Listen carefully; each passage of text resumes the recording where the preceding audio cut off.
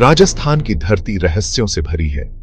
यहाँ की हर रेत के कण में एक कहानी छुपी है और हर कहानी में एक रहस्य। इस धरती पर कई अनसुलझे रहस्य और अद्भुत कहानियां बसी हुई हैं। यहाँ के रेगिस्तान में एक छोटा सा गांव था, सोनपुरा। यह गांव अपने आप में एक अनोखी दुनिया था, जहां हर व्यक्ति की अपनी एक कहानी थी। वहां रहते थे बाबा कालेश्वर। बाबा कालेश्वर का व्यक्तित्व ही कुछ ऐसा था कि लोग उन्हें देखते ही सम्मोहित हो जाते थे। बाबा कालेश्वर कोई साधारण तांत्रिक नहीं थे। उनकी नजरें चुभती थी। उनकी आंखों में एक अजीब सी चमक थी जो किसी को भी मंत्रमुग्ध कर देती थी। उनकी आवाज में जादू था। जब वो बोलते थे तो ऐसा लगता था जैसे समय थम सा हो। उनकी बातें सुनकर लोग अपने सारे दुख दर्द भूल जाते थे। लोग दूर दूर से उनके पास आते थे। हर कोई अपनी समस्याओं का समाधान ढूंढने के लिए बाबा के पास आता था। मुश्किल से मुश्किल समस्या का हल बाबा के पास होता था। चाहे कोई बीमारी हो या कोई पारिवारिक समस्या, बाबा के पास हर समस्या का समाधान था।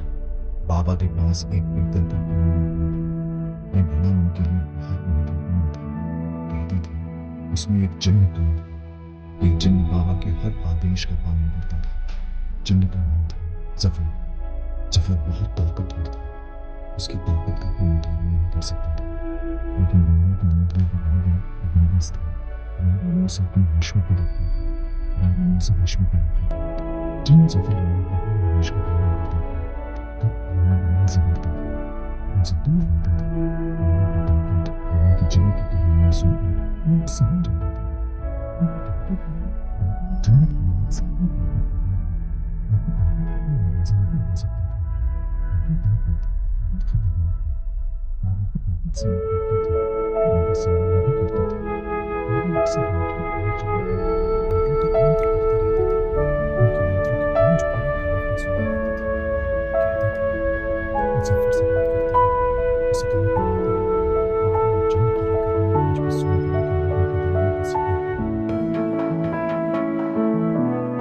कहते हैं जफर पहले आजाद था। वो एक खुश मिजाज और नेक दिल इंसान था जो हमेशा दूसरों की मदद के लिए तैयार रहता था। वो इंसानों से प्यार करता था, उनकी मदद करता था। उसकी नेक दिली और दयालुता के चर्चे दूर दूर तक फैले हुए थे। लेकिन उसकी इसी नेकी का फायदा बाबा कालेश्वर ने उठाया। बाबा कालेश्वर एक चालाक और धूर्त व्यक्ति था जो अपनी काली शक्तियों के लिए जाना जाता था। बाबा ने उसे धोखे से पीतल के घड़े में कैद कर दिया। जफर को इस धोखे का अंदाजा भी नहीं था। जफर के सारे जंतर मंत्र फेल हो गए। उसने हर संभव कोशिश की, लेकिन बाबा के जादू के आगे उसकी एक न चली।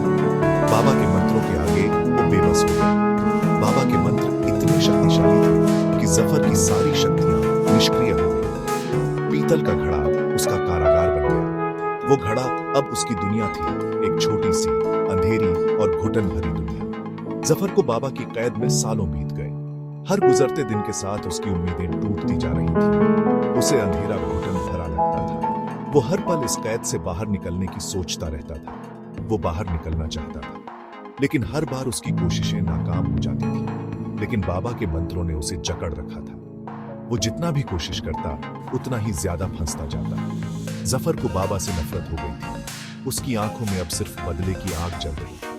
वो बदला लेना चाहता था। उसने ठान लिया था एक दिन वो इस कैद से आजाद होकर बाबा से बदला जरूर लेगा। लेकिन फिलहाल वो लाचार।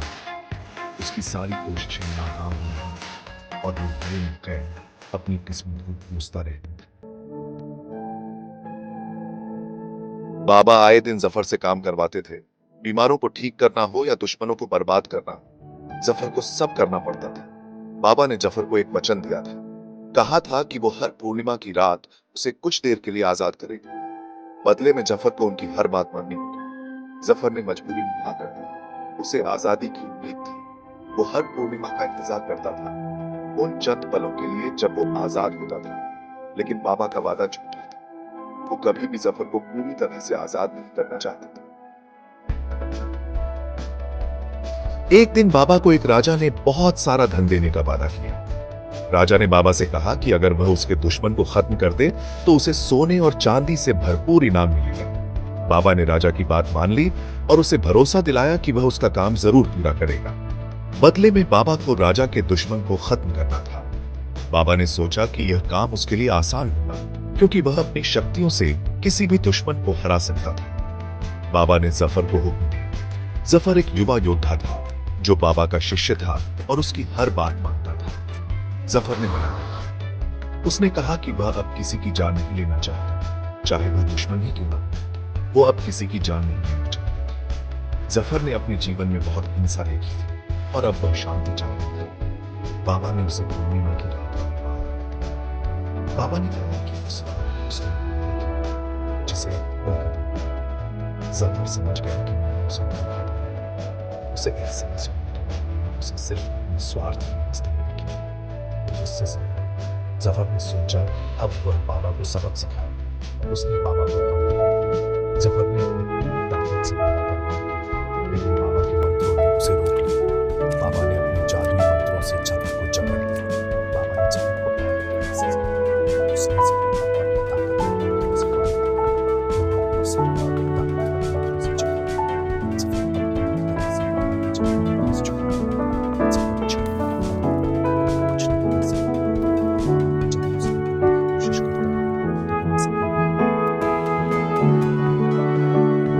साल बीतते गए। जफर की नफरत और बढ़ती गई। वो हर पल आजादी का इंतजार करता था। वो बाबा से बदला लेना चाहता था। एक रात मौका मिल गया। बाबा बीमार पड़ गए।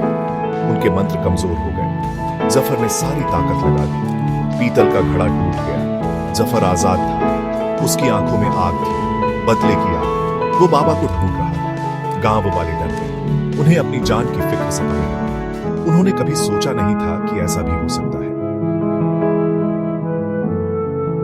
उस रात सोनपुरा में तूफान आया। बिजली कड़क रही थी। जफर ने अपना असली रूप धारण कर लिया था। वो डरावना लग रहा था। बाबा ने उसका सामना करने की कोशिश की, लेकिन जफर बहुत ताकतवर हो चुका था। उसने बाबा को मार डाला। उस रात सोनपुरा में खून की नदी बह गई। जफर ने किसी को नहीं बख्शा। जो भी उसके रास्ते में आया वो उसे खत्म करता गया। गांव वालों की चीखें सुनकर आसपास के गांव वाले भी डर गए। कोई समझ नहीं पा रहा था कि क्या हो रहा है। सुबह हुई तो सोनपुरा वीरान पड़ा था। हर तरफ लाशें बिछी हुई थी। जफर गायब था। कहते हैं जफर आज भी भटक रहा है। वो आजाद तो है लेकिन अकेला है। उसने बदला तो ले लिया लेकिन सुकून नहीं मिला। सोनपुरा आज भी वीरान है। वहां कोई नहीं बसता। लोग उस घटना को याद करके सिहर उठते। बाबा कालेश्वर और जफर की कहानी एक सबक है।